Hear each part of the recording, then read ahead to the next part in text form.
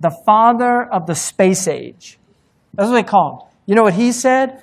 I'm not the father of the space age.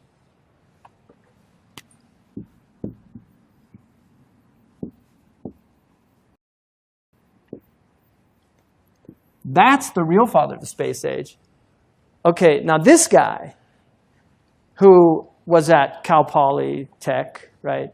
This guy, Jack Parsons, was openly a devil worshiper.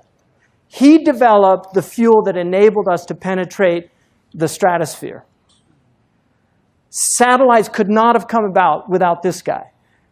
In his diary that he himself wrote, he had a dream. This is 1948. He had a dream where he saw somebody that he calls Belial Dajjal. And he tells him, you are helping me. Wow. Okay, I'm not making this up. You think I'm making this up? Wallahi, I'm not making this up. You go look it up yourself. Okay, so where's all this stuff coming from? Seriously, where's it all coming from? We're in the age of the Dajjal, you know. It's just Allahu Alam, when and where and what. But this is it, people. As far as I'm concerned, it's end game. Huh?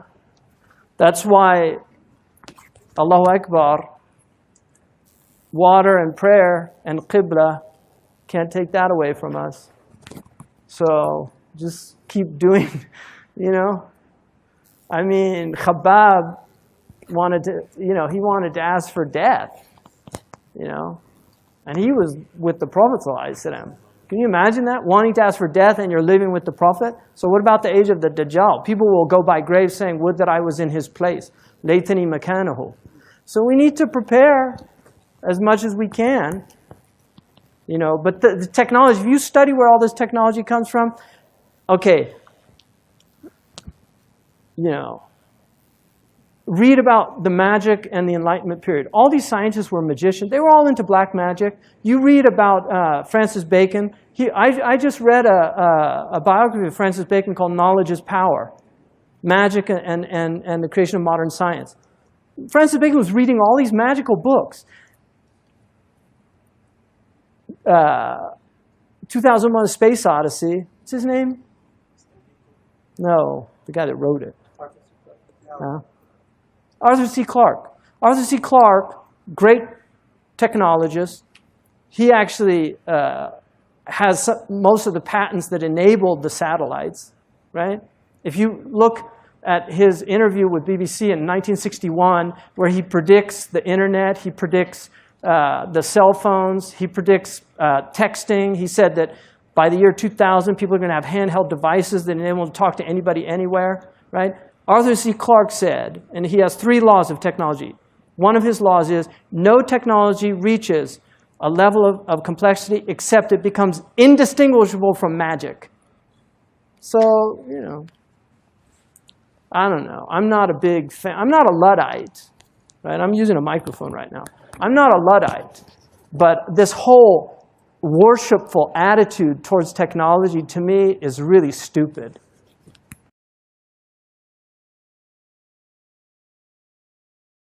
The use of communication satellites on exactly the same system now being planned. Horizon filmed him at the World's Fair in New York. He's Arthur Clarke. Trying to predict the future is a discouraging and hazardous occupation because the prophet invariably falls between 2 stools.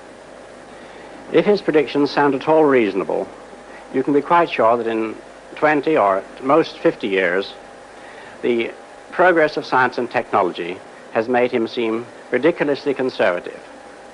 On the other hand, if by some miracle a prophet could describe the future exactly as it was going to take place, his predictions would sound so absurd, so far-fetched, that everybody would laugh him to scorn. This has proved to be true in the past, and it will undoubtedly be true, even more so, of the century to come. The only thing we can be sure of about the future is that it will be absolutely fantastic.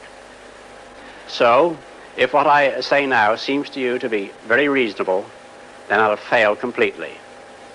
Only if what I tell you appears absolutely unbelievable have we any chance of visualizing the future as it really will happen. But what about the city of the day after tomorrow, say the year 2000. I think it will be completely different. In fact, it may not even exist at all. Oh, I'm not thinking of the atom bomb and the next Stone Age. I'm thinking of the incredible breakthrough which has been made possible by developments in communications, particularly the transistor and, above all, the communications satellite. These things will make possible a world in which we can be in instant contact with each other, wherever we may be, where we can contact our friends anywhere on Earth, even if we don't know their actual physical location. It will be possible in that age, perhaps only 50 years from now, for a man to conduct his business from Tahiti or Bali just as well as he could from London. In fact, if it proves worthwhile, almost any executive skill, any administrative skill, even any physical skill, could be made independent of distance. I am perfectly serious when I suggest that one day we may have brain surgeons in Edinburgh operating on patients in New Zealand. When that time comes, the whole world will have shrunk to a point, and the traditional role of the city as a meeting place for man would have ceased to make any sense. In fact, men will no longer commute, they will communicate. They won't have to travel for business anymore, they'll only travel for pleasure. In that world of the future, we will not be the only intelligent creatures. One of the coming techniques will be what we might call bioengineering, the development of intelligent and useful servants among the other animals on this planet. However, the most intelligent inhabitants of that future world won't be men or monkeys. They'll be machines, the remote descendants of today's computers. Now, the present-day electronic brains are complete morons, but this will not be true in another generation. They will start to think, and eventually they will completely outthink their makers. Is this depressing? I don't see why it should be. We superseded the Cro-Magnon and Neanderthal men, and we presume we're an improvement. I think we should regard it as a privilege to be stepping stones to higher things.